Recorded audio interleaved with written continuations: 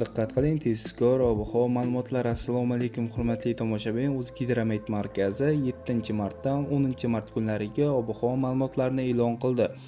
Ushbu kunlari respublikamizning barcha hududlarida havo biroz o'zgaruvchan bo'ladi. 7-mart kuni kechasi va ertalab ba'zi joylarda yomg'ir yog'ishi kutilmoqda. 8-mart kuni esa yog'ingarchiliklar kutilmaydi. 9-10 mart kunlari ayrim joylarda yomg'ir yog'adi. G'arbiy shamol yo'nalishini o'zgartirib sharqdan sekundiga 7-12 metr tezlikda esadi. 10-mart kuni ba'zi joylarda shamolning tezligi 15-20 metrgacha ham kuchayishi mumkin.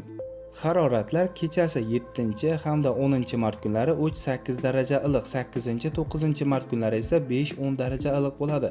Kunduz kunlari esa 7-9-mart kunlari 15-20 darajagacha ko'tariladi. 10-mart kuni esa 5-10 daraja iliq bo'ladi. Respublikamizning tog' oldi va tog'li hududlarida ham havo biroz o'zgaruvchan bo'ladi. Vaqti bilan yomg'ir yog'ishi, yomg'ir qorga aylanishi mumkin. 7-mart kuni ayrim joylarda kuchli bo'ladi.